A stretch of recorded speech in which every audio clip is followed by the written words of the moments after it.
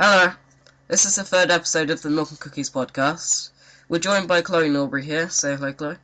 Hello. And we won't be joined by Kian and Jake today because they just kept on messing about and it took an hour just to make some progress. So it's just going to be me and Chloe for today and hopefully it won't be terrible. So we're going to get right to the stories because there's no announcements or anything.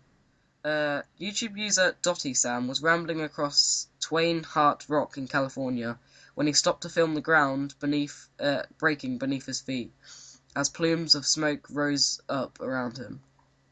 There was a snap, crackle, and pop as the rocks began to exfoliate, a process in which rocks become weathered and curved plates of the ground stripped from rock below.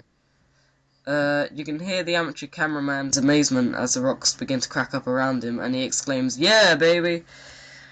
Uh, Rocks exfoliation tends to happen in hot, dry climates, and the ground begins to expand. What YouTube users are dubbing Mother Nature at her very best.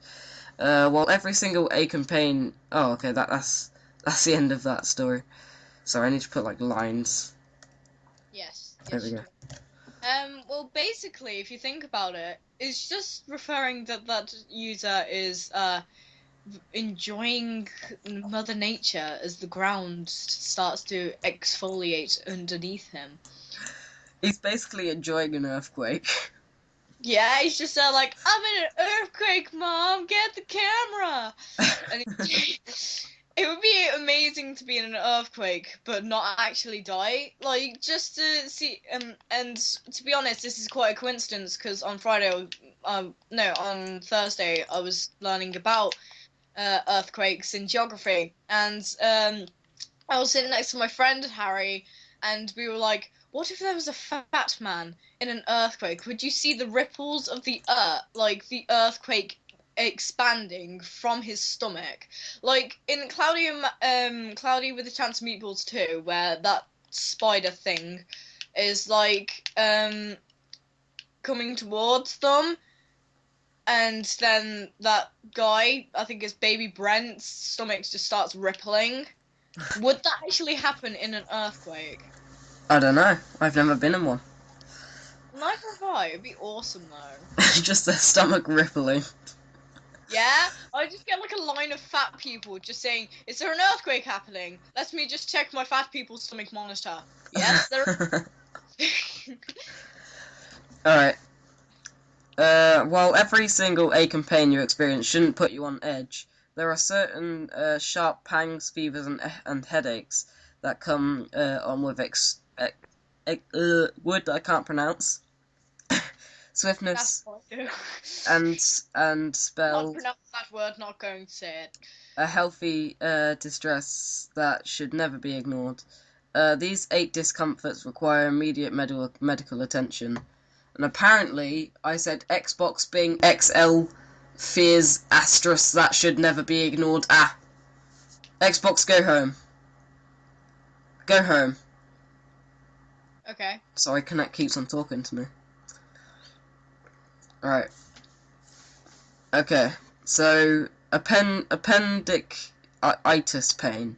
If the appendix ruptures, it's an agonizing stomach pain to the lower right of the. Oh, there's a bit of an echo. God damn it, Kia! Trying to call me. Put your Skype on Do Not Disturb. How do I do that? Sorry. If you click the little Skype icon that's like green. I don't know where that is. Top left. Top left. It's not there. Oh, wait, you on a tablet? Yes. Oh, I don't think you can. Oh, bugger. Okay, we'll just have to ignore it. I'll try and edit it out. I don't know, but that's almost impossible to ignore. However, a really long word that I can't pronounce, itis.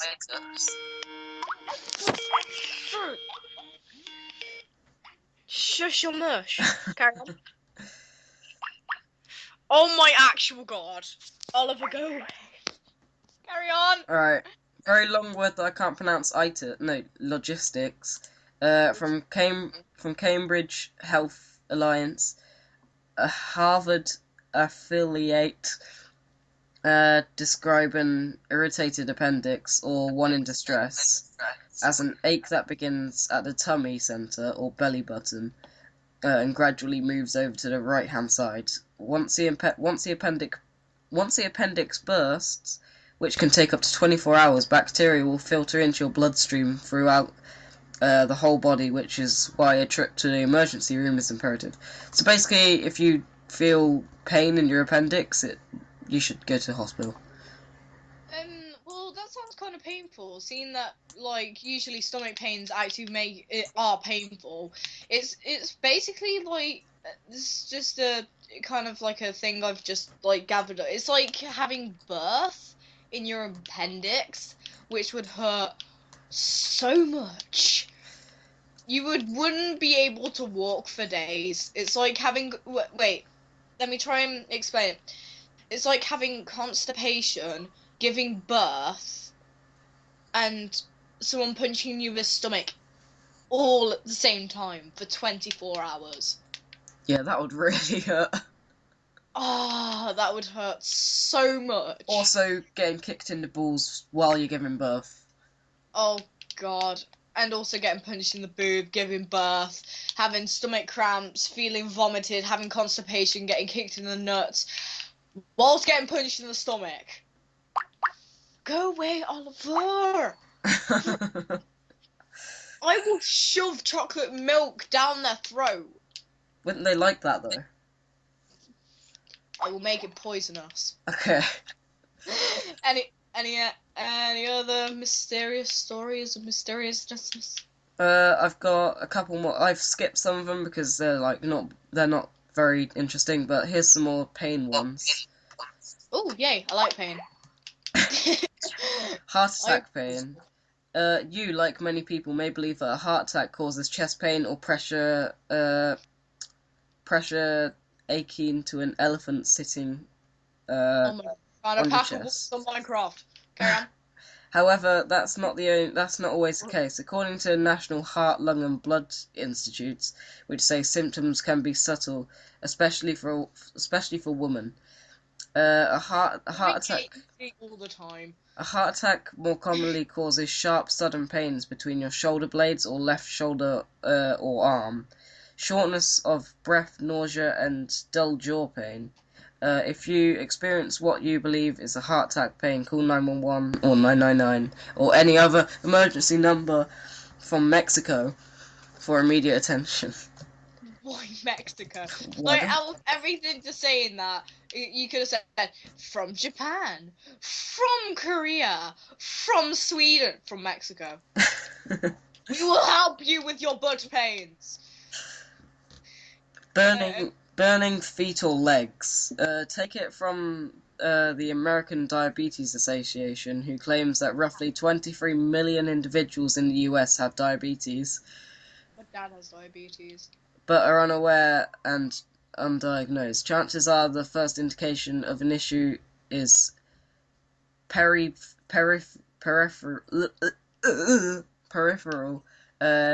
neuropathy or chronic pins and needles in the feet and or legs.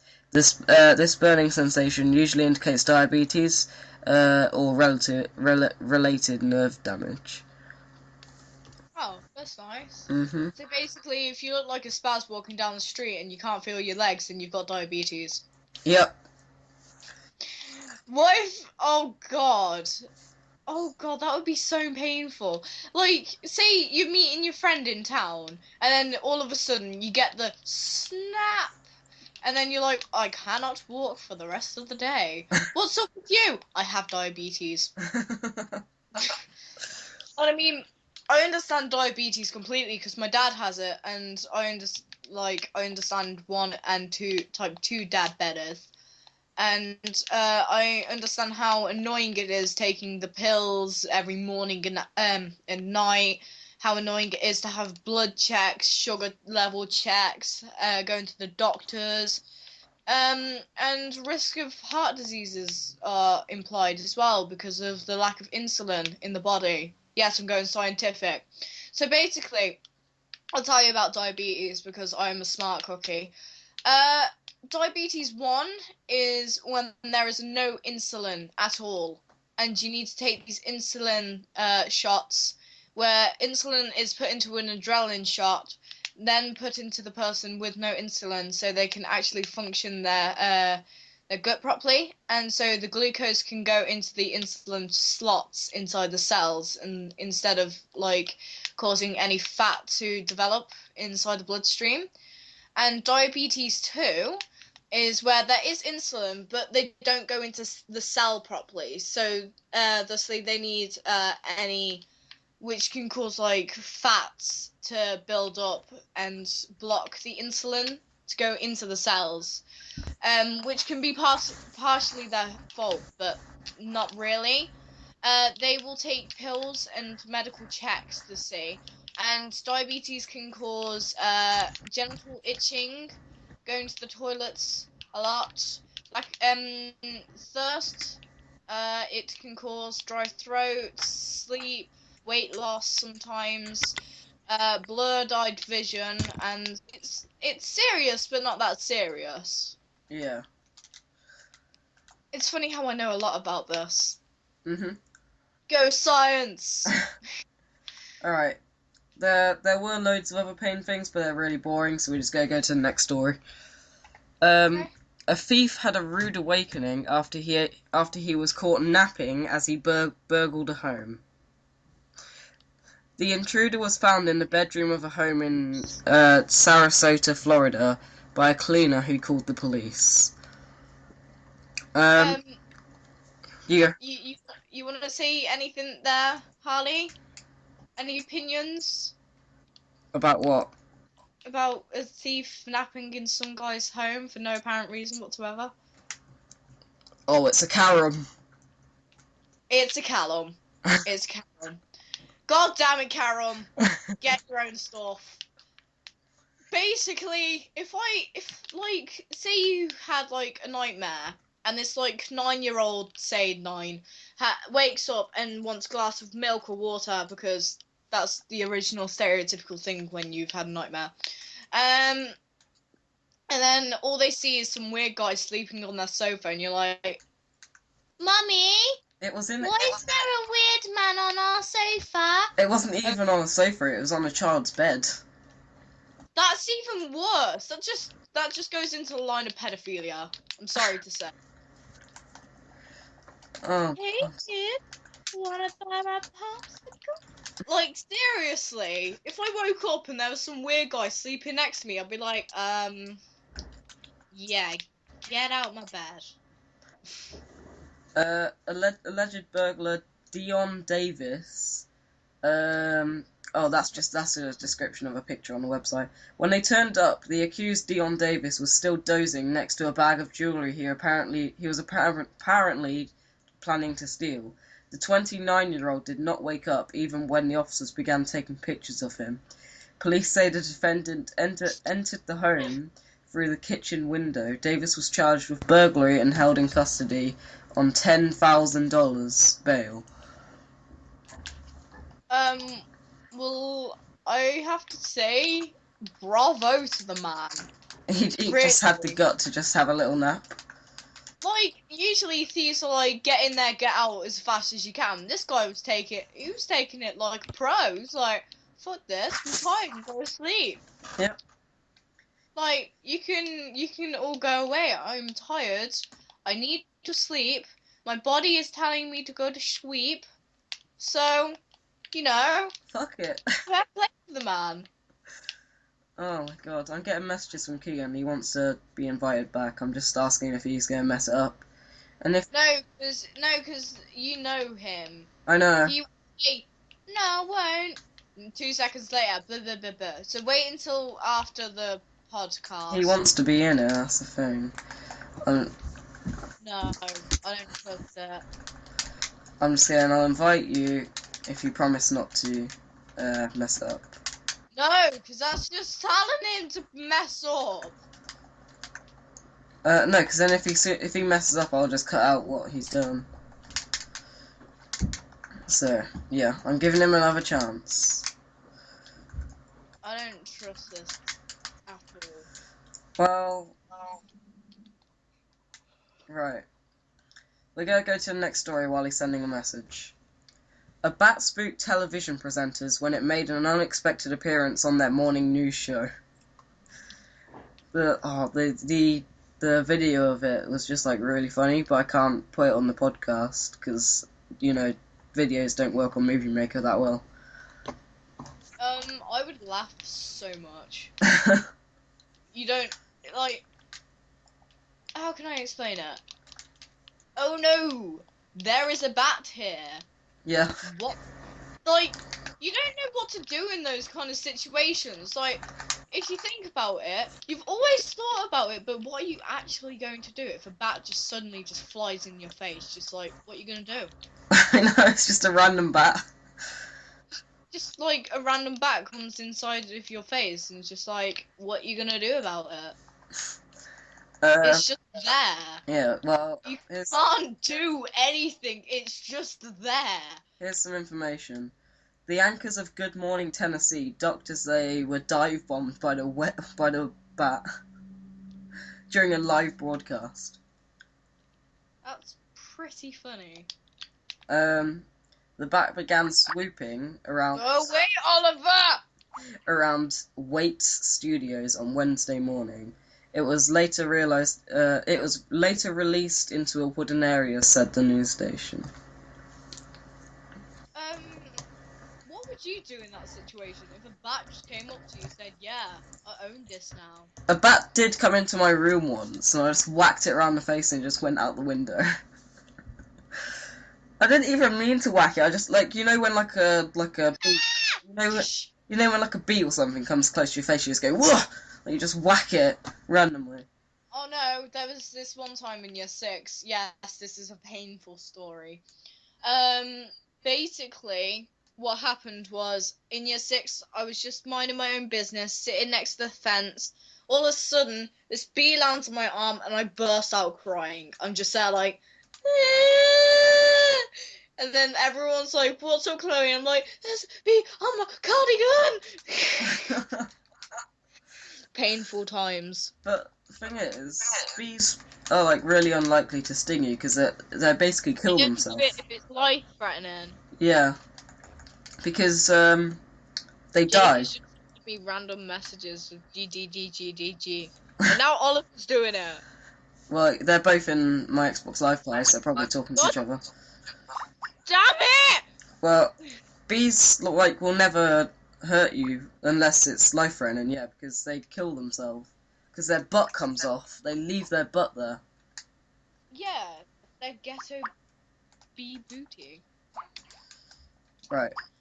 You don't understand how annoying it is when you have Oliver Martin and Jake question mark trying to call you at the same time. Stop it! Try and find a way to put you on Do Not Disturb.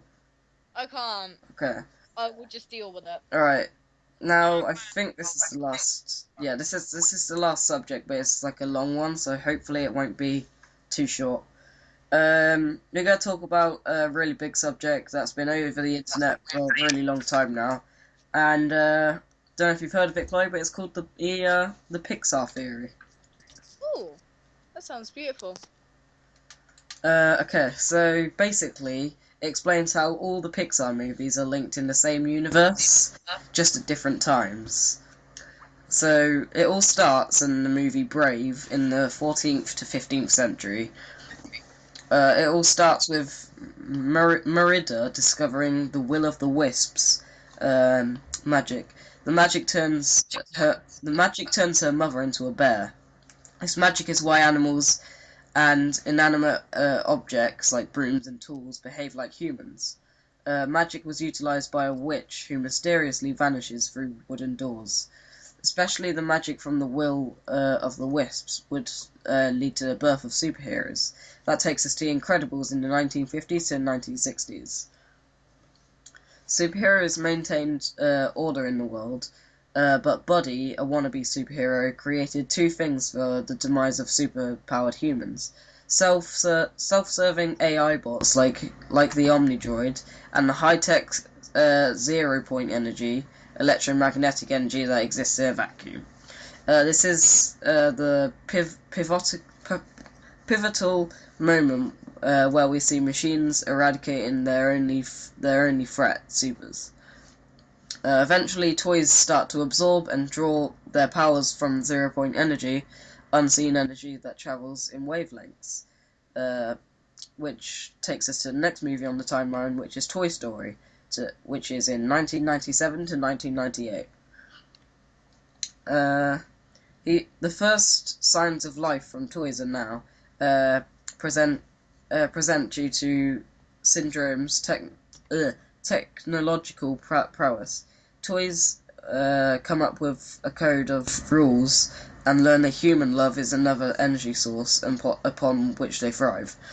These toys discover what happens to toys that are isolated from humans.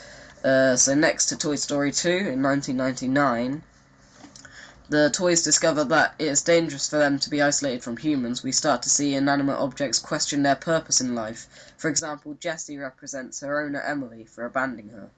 Resents her owner Emily for abandoning her. Resent towards humans was not only carried by inanimate objects but animals as well, which takes us to Finding Nemo in 2003. In the ocean, we find that fish are incredibly advanced. They have schools, a network, and a freeway system. We discover that humans are polluting the earth and experimenting on them. Dory was one of the animals that was experimented on, which is why she is forgetful. There are signs of resentment growing towards humans for polluting the environment, stealing fish, and caging them. Animals begin to be more curious and carry more humanistic characteristics. Which takes us to Ratatouille in 2007. In Ratatouille, Remy discovers his love for cooking and displays human characteristics. Oh, there's someone at the door. Give it a second. Just wait for the dogs to stop barking.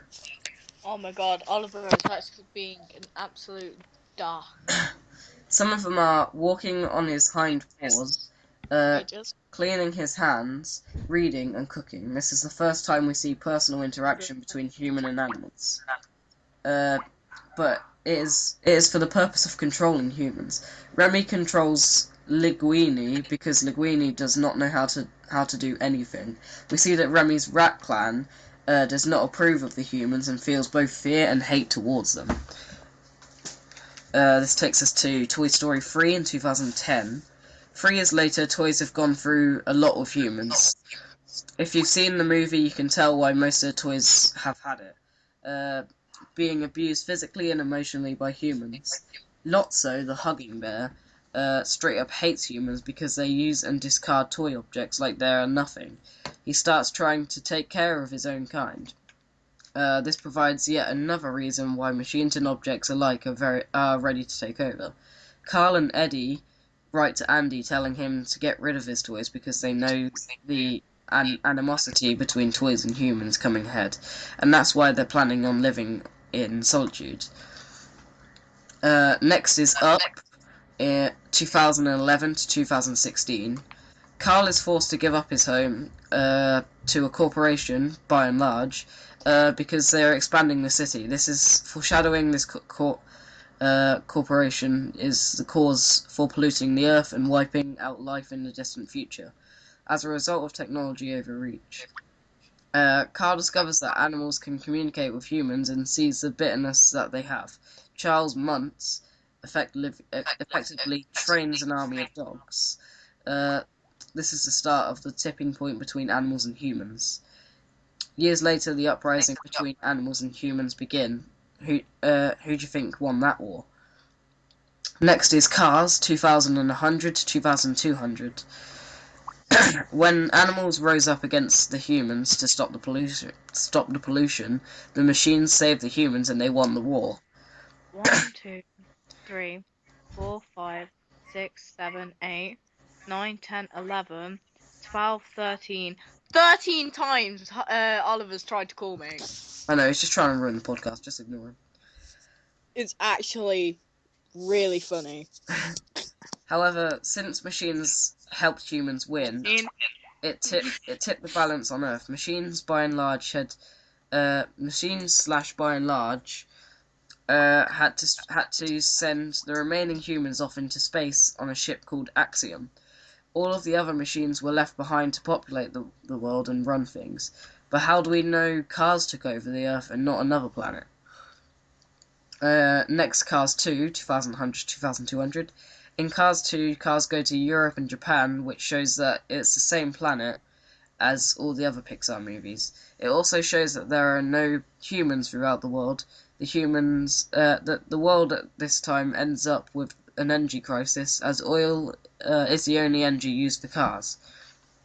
All in all, Corporation was using green energy as a catalyst for fuel war in order to turn cars away from alternative energy sources. That clean fuel could have been used to swiftly wipe out many of the cars. All in all was run by and large, which eventually polluted the whole Earth due to its use of oil. The whole world becomes unfit and sustain life. Next is WALL-E, 2800-2900. Earth has become uninhabitable for hundreds of years due to and large. The corporation took over the world's government, starting in the 1950s. WALL-E is the only machine left on Earth after it ran out of resources. He survived because he is fascinated with human culture, and also his friendship with a cockroach, which helped maintain his personality and fulfillment. Robots and machines on Axiom, having left Earth centuries earlier, show that machines develop a sense of purpose out of the human's dependence on them. WALL-E is a robot Jesus. He and his love. The appropriately named Eves save the human race and start a new beginning on Earth again. During the credits of WALL-E, we see that the shoe contains the last of planet life, and it grows into a mighty tree. Next is Bug Life, which is in 2898 to 3000. The same plant we see in WALL-E grew to be the tree in Bug's Life. Prior to WALL-E, an ant can last just 3 months. However, in Bug's Life, these ants all survive an entire summer and allude to being around for quite some time.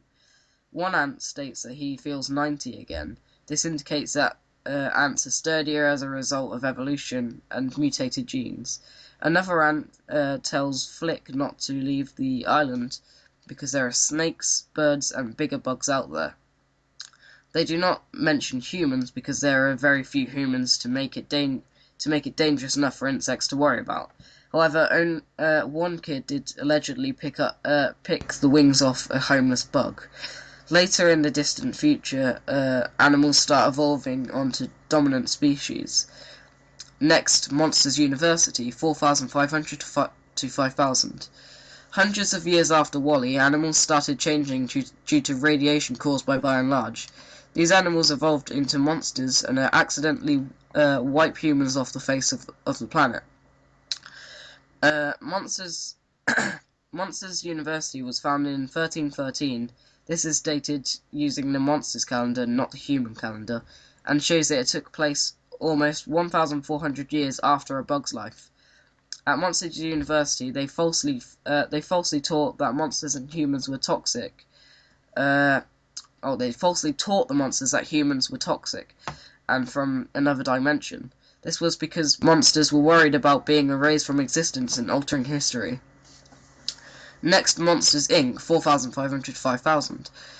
Monsters and machines didn't realize their mistake of getting rid of humans until it was too late.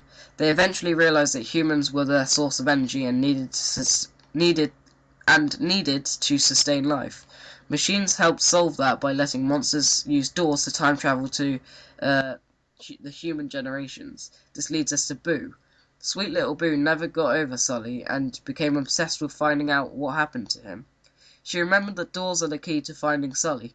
Later on in life, she figured out how to time travel using wooden doors and goes back to the source of all magic, the Will of the Wisps, and creates magic to find Sully by using wood.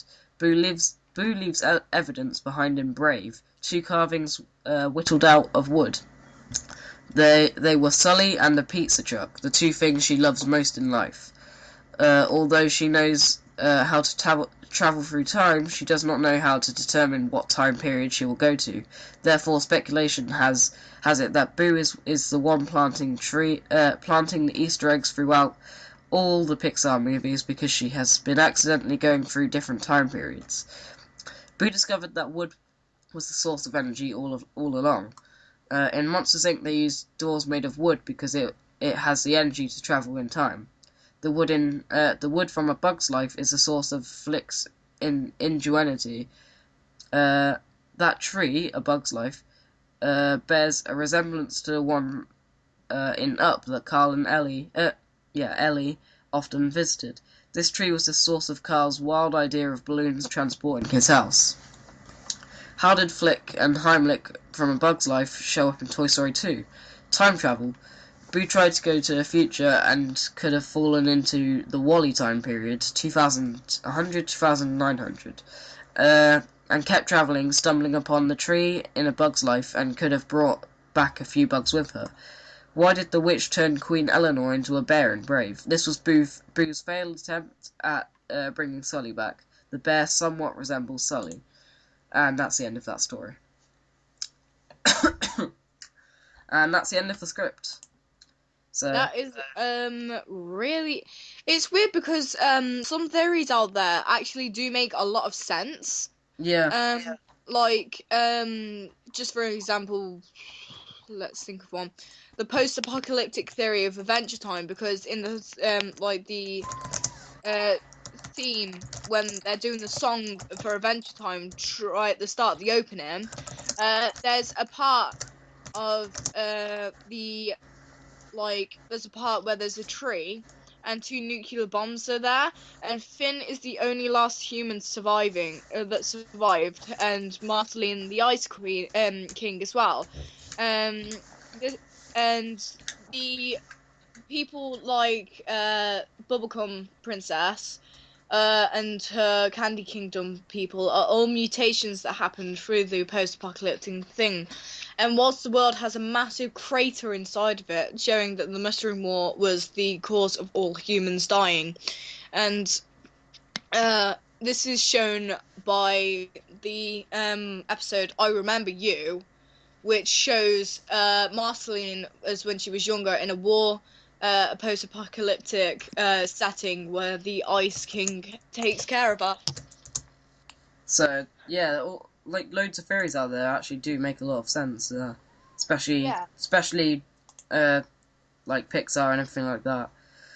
So that's the end of the script. So that's all the stories I had down, which is actually pretty good because I shortened the episodes to about 30 minutes because I noticed that an hour is a bit long, and it